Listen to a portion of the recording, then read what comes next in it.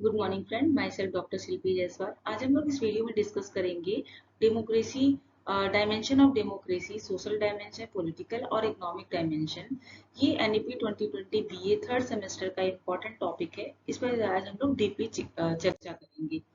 सबसे पहले हम देखेंगे कि लोकतंत्र होता क्या है। लोकतंत्र, जैसा कि अब्राहम लिंकन की जो सर्वश्रेष्ठ परिभाषा है कि लोकतंत्र जनता का, जनता के लिए, जनता द्वारा शासन है। अर्थात लोकतंत्र एक ऐसी शासन प्रणाली है जिसमें समस्त नागरिकों की जो प्रतिभागिता है वह सुनिश्चित होती है, और किसी विशेष वर्ग या विशेष वर्ग समूह का नहीं, बल्कि इसमें समस्त नागरिक जो है वो सम्मिलित होते हैं। दूसरे शब्दों में हम कह सकते हैं कि लोकतंत्र एक ऐसी शासन प्रणाली है जिसमें लोगों की भागीदारी सुनिश्चित होती है। इसके साथ ही साथ लोकतंत्र में सभी नागरिकों की स्वतंत्रता, समानता और सामाजिक न्याय जो है वो सुनिश्चित होता है। और लोकतंत्र के विभिन्न आयामों में, जैसे कि सामाजिक आयाम, आर्थिक आयाम और राजनीतिक आयाम मिलकर ये सुनिश्चित करते हैं कि प्रत्येक नागरिक स्वतंत्र हो, उसे समान अवसर प्राप्त हो और न्याय प्राप्त हो। तो इस वीडियो में हम लोग देखेंगे कि what is the different dimension of the democracy. जैसा कि आप स्क्रीन पे देख सकते हैं कि लोकतंत्र के तीन आयाम हैं। First is a political dimension, राजनीतिक आयाम। दूसरा है सोशल डायमेंशन, सामाजिक आयाम। और तीसरा है इकोनॉमिक डायमेंशन, यानी कि आर्थिक आयाम। तो सबसे पहले हम लोग बात करेंगे पॉलिटिकल डायमेंशन ऑफ डेमोक्रेसी की, कि जो लोकतंत्र का राजनीतिक आयाम है वो क्या है। लोकतंत्र का सीधा अर्थ होता है बहुसंख्यक का शासन। यानी लोकतंत्र में किसी व्यक्ति विशेष, किसी वर्ग का नहीं, बल्कि लोकतंत्र में सभी जो व्यक्ति हैं उनका प्रतिभाग होता है। तो इसके लिए सबसे पहले महत्वपूर्ण जरूरी चीज है कि किस तरीके से सभी व्यक्तियों को सार्वभौमिक वयस्क मताधिकार मिले। और इसके साथ ही साथ पॉपुलर सॉवरेनिटी की बात की गई है। पॉपुलर सॉवरेनिटी मतलब लोकप्रिय संप्रभुता की, कि सभी व्यक्ति जो है स्वतंत्र है अपने सरकार को चुनने के लिए। रूल ऑफ लॉ, यानी कि विधि का कानून, विधि का शासन। और यहाँ पर किसी व्यक्ति विशेष या किसी का भी यहाँ पर शासन नहीं होगा। शासन किसका होगा? तो विधि का होगा। सेपरेशन ऑफ पावर, यानी कि शक्तियों का विकेंद्रीकरण। यानी कि ये डेमोक्रेसी ये चीज की रिक्वायर करता है कि लेजिस्लेटिव, एग्जीक्यूटिव और जो जुडिशरी है, यानी व्यवस्थापिका, कार्यपालिका और न्यायपालिका, इनके बीच में सेपरेशन ऑफ पावर और शक्तियों का पृथक्करण हो, और एक बैलेंस और चेक और बैलेंस की नीति चले। तो यहाँ पर डेमोक्रेसी के फॉर्म ऑफ गवर्नमेंट में डायरेक्ट डेमोक्रेसी और रिप्रेजेंटेटिव डेमोक्रेसी की भी बात की गई है। इसके साथ ही साथ हम देखेंगे कि लोकतंत्र के राजनीतिक आयाम में सबसे महत्वपूर्ण चीज ये भी है कि सार्वभौमिक वयस्क मताधिकार मिले। सार्वभौमिक वयस्क मताधिकार अगर कभी भी किसी एग्जाम में अगर पूछे कि वो कौन सा देश है जहाँ पर सबसे पहले सार्वभौमिक वयस्क मताधिकार, यानी कि जो राइट टू वोट है, वो सबसे पहले कहाँ मिला है, तो वो है अपना भारत देश। यहाँ पर भारत देश में जो भारतीय संविधान है, जिस डेट से लागू हुआ उसी डेट से हमारा हम सभी को, यानी जो बालिग हैं, स्त्री और पुरुष, उनको वोट देने का अधिकार प्राप्त हुआ। बाकी सारे देशों में अलग अलग समय काल में महिलाओं को बहुत समय के बाद मत देने का अधिकार मिला, लेकिन भारत में संविधान लागू होते ही महिलाओं और पुरुष किसी भी कोई विभेद नहीं किया गया और उनको मत देने का अधिकार मिला। अब ये सार्वभौमिक वयस्क मताधिकार से लोकतंत्र की जो जड़ें हैं वो और गहरी हुई, और सभी नागरिकों का ये यहाँ पर एक पॉलिटिकल जो एक पार्टिसिपेशन था वो सुनिश्चित हुआ। राजनीतिक दल और बहुदलीय प्रणाली। लोकतंत्र के जो राजनीतिक आयाम में सबसे महत्वपूर्ण चीज होती है कि राजनीतिक दल हो। राजनीतिक दल जो होती है वो विभिन्न विभिन्न वर्गों, विभिन्न विचारधाराओं का प्रतिनिधित्व करती है, और लोगों की जो आकांक्षाएं हैं, लोगों की जो प्रायोरिटी है, उसको एक राजनीतिक मंच पर लाने का कार्य करती है। और बहुदलीय प्रणाली, यानी कि मल्टी पार्टी सिस्टम हमारे इंडिया में है। और ये जो पार्टी सिस्टम है वो तीन तरीके की होती है। वन पार्टी सिस्टम, यानी कि एक दलीय प्रणाली। टू पार्टी सिस्टम, बहुदलीय प्रणाली। और तीसरा है मल्टी पार्टी सिस्टम, बहुदलीय प्रणाली। तो यहाँ पर इंडिया में बहुदलीय प्रणाली है, और इससे क्या होता है कि लोगों के पास विकल्प हो जाते हैं कि वो किस अपने पसंद के पॉलिटिकल पार्टी को जो है वो चुना वोट दे। और जो कि वन पार्टी सिस्टम या टू पार्टी सिस्टम में नहीं होता है। मल्टी पार्टी सिस्टम होने से लोगों के पास ये विकल्प हो जाती है कि वो किस पॉलिटिकल पार्टी को अपना वोट देते हैं, कि जिस पॉलिटिकल पार्टी में सरकार बनाने की जो क्षमता है। और नेक्स्ट है पारदर्शिता, जवाबदेहिता और भ्रष्टाचार का मुकाबला। आप सभी जानते हैं कि इंडिया में आरटीआई जो एक्ट है वो 2005 में लागू हुआ। जिसके तहत जो नागरिक है वो सरकार की नीतियों और कार्यक्रमों से संबंधित जो है या निर्णयों से संबंधित जानकारी ले सकते हैं। इससे क्या होता है कि सरकार जवाबदेह हो जाती है। वो कुछ ऐसा कार्य नहीं कर सकती है जिससे कि भ्रष्टाचार हो और करप्शन बढ़े, और वो जवाबदेही हो सकती है। इसीलिए लोकतंत्र में लोगों के अधिकारों को सुनिश्चित करने के लिए जरूरी है कि यहाँ पर पारदर्शिता हो, सरकार जवाबदेह हो, और इसकी वजह से जो है वो भ्रष्टाचार हो और कम हो सकता है। नेक्स्ट है विकेंद्रीकरण और स्थानीय स्वशासन। यहाँ पर डिसेंट्रलाइजेशन की बात की गई है इंडिया में, कि एक सेंट्रल गवर्नमेंट है, एक स्टेट गवर्नमेंट है, और जो थर्ड है वो है अपना ये 73 और 74 अमेंडमेंट के बाद यहाँ पर लोकल सेल्फ गवर्नमेंट का जो बात की गई, यानी कि पंचायती राज व्यवस्था और नगर पालिकाओं का यहाँ पर संवैधानिक दर्जा दिया गया। इससे क्या हुआ कि स्थानीय स्तर पर लोगों की जो भागीदारी है वो सुनिश्चित हुई। अब ग्रामीण और शहरी क्षेत्र की जनता जो है वो अपनी समस्याओं का समाधान करने के लिए और अपनी भागीदारी सुनिश्चित करने के लिए उन्हें अवसर मिलता है। और लोकतंत्र के विकेंद्रीकरण से ये होता है कि जो सत्ता का केंद्रीकरण है उसको रोकने में मदद मिलती है। सोशल डायमेंशन ऑफ डेमोक्रेसी, जो हमारा नेक्स्ट है वो है कि लोकतंत्र का सामाजिक आयाम।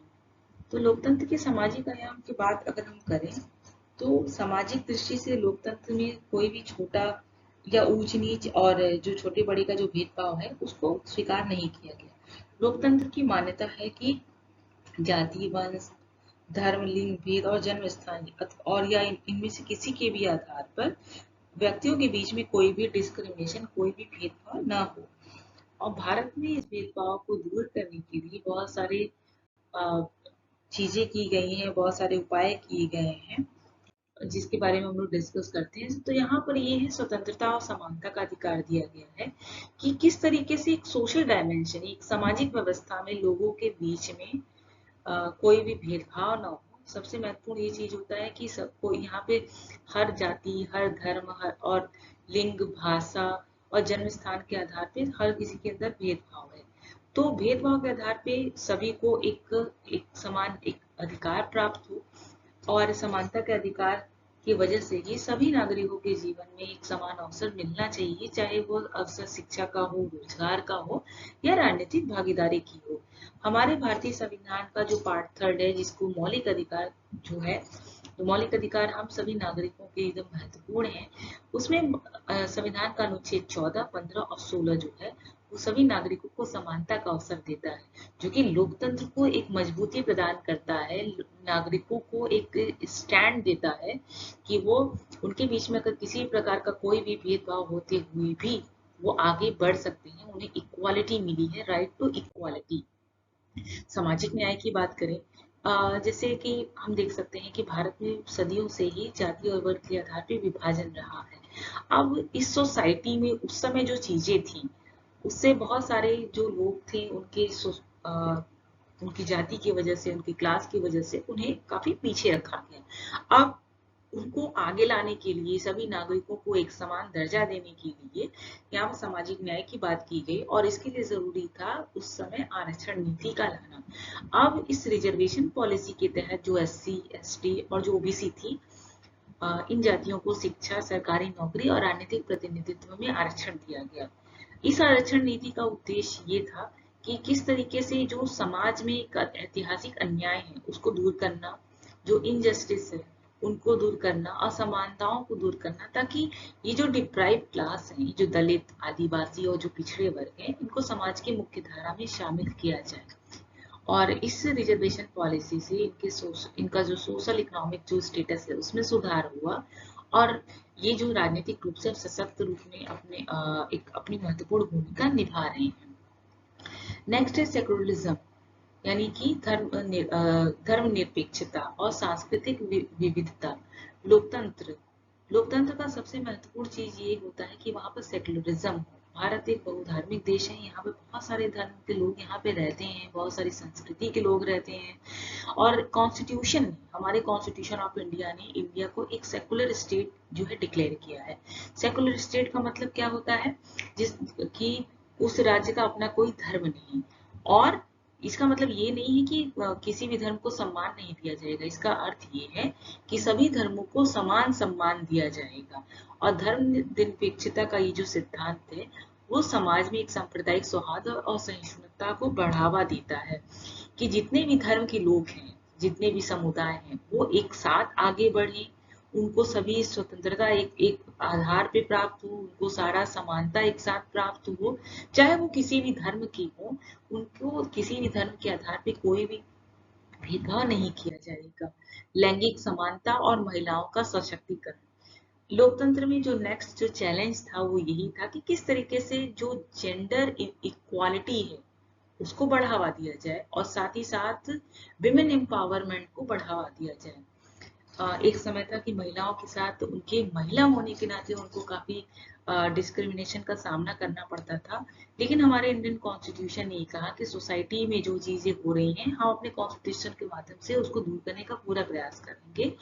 और इसीलिए भारतीय संविधान के अनुच्छेद में लिंग के आधार पर भेदभाव का निषेध किया गया है। साथ ही साथ जो महिलाओं का पॉलिटिकल एम्पावरमेंट के लिए पंचायतों और नगर निगमों में 33 रिजर्वेशन की पॉलिसी लाई गई। इसके साथ ही साथ महिलाओं को एम्पावर करने के लिए विभिन्न योजनाएं और नीतियां लागू की गई, जिसका उद्देश्य था कि महिलाओं को शिक्षा, स्वास्थ्य और रोजगार के क्षेत्र में एक समान अवसर प्रदान करना। महिलाओं के सशक्तिकरण से क्या होगा कि समाज में जो लैंगिक असमानता है, यानी लिंग के आधार पर जो असमानता होती है उसको कम करना और समाज में महिलाओं की स्थिति को मजबूत करना।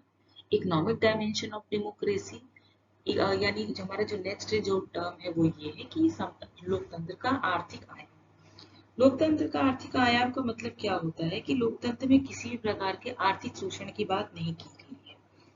यहाँ पर 20वीं सदी के जितने भी लेखक हैं उनका ये मानना था कि लोकतंत्र को शासन के स्वरूप तक ही सीमित न रखा जाए। और यहाँ पर लोकतंत्र में ये बहुत जरूरी है कि जो आर्थिक शोषण ना हो, सभी को आर्थिक रूप से असमानता का जो सामना करना पड़ रहा है उसको दूर किया जाए।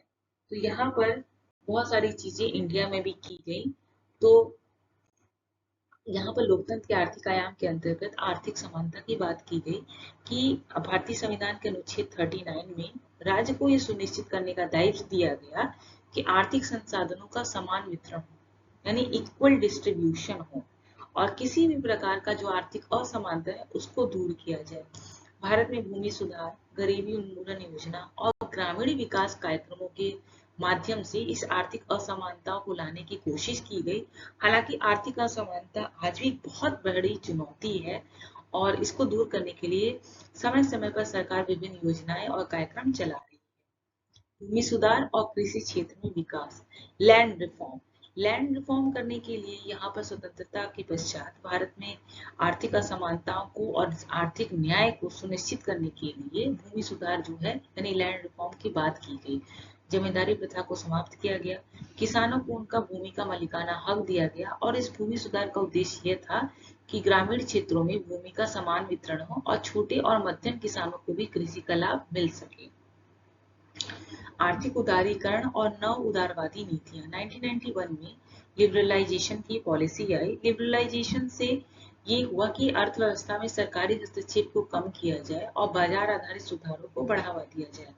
हालांकि उदारीकरण से भी आर्थिक असमानताएं बढ़ी, क्योंकि कुछ ही वर्ग थे जो आर्थिक विकास का लाभ उनको मिला और समाज की जो गरीब और वंचित वर्ग से अभी मुख्य धारा से दूर रहे।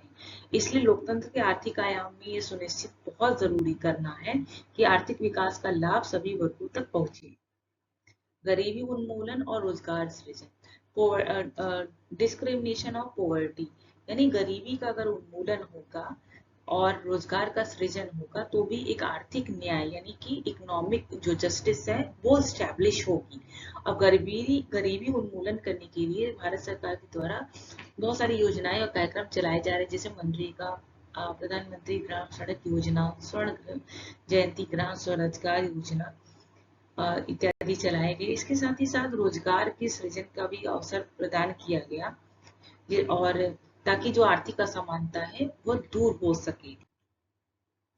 अगर हम बात करें कि what is the interconnection of the these 3 dimension, तो ये जो सोशल, पॉलिटिकल और इकोनॉमिक डायमेंशन है जो लोकतंत्र का सामाजिक, आर्थिक और राजनीतिक जो आयाम है, वो तीनों एक दूसरे से बहुत ज्यादा अंतर संबंधित है, एक दूसरे से बहुत ज्यादा जुड़े हुए हैं। और अगर एक में भी कमी आएगी तो उसकी वजह से बाकी दो पर भी एक इफेक्ट पड़ेगा। तो यहाँ पर ये बहुत जरूरी है कि तीनों जो है वो तीनों में एक बैलेंस बना रहे, और तीनों में ही लोगों को जो है वह एक अपॉर्चुनिटी मिलती रहे। जितने भी भारत में नागरिक हैं या किसी भी लोकतंत्र में, कोई भी देश जो लोकतांत्रिक देश है, वहां पर पॉलिटिकल, सोशल और इकोनॉमिक तीनों डायमेंशन में उनको अपॉर्चुनिटी मिले, तभी हम कह पाएंगे कि वो जो डेमोक्रेसी है वो ट्रू डेमोक्रेसी है। तो कंक्लूजन में हम कह सकते हैं कि डेमोक्रेसी एक पॉलिटिकल सिस्टम से एक ऐसी पॉलिटिकल सिस्टम है जो कि ये सुनिश्चित करता है कि सभी व्यक्ति जो हैं वो आगे बढ़े, सभी व्यक्तियों को के व्यक्तित्व का विकास हो सके, और बहुत जरूरी है कि उनके जो तीनों डायमेंशन हैं उन तीनों में से किसी एक में भी कोई कमी ना आए, तीनों जो है उसमें एक बैलेंस बना रहे। तभी जाकर हम कह पाएंगे कि ये जो सरकार बनी है लोकतंत्र में, चाहे वो किसी भी देश की, वो लोकतंत्र की सरकार सफल है, वो देश आगे बढ़ रहा है। आई होप कि आपको ये मेरा वीडियो अच्छा लगा। अगर अच्छा लगा तो प्लीज लाइक करिए, शेयर करिए और मेरे चैनल को सब्सक्राइब करिए। Thank you.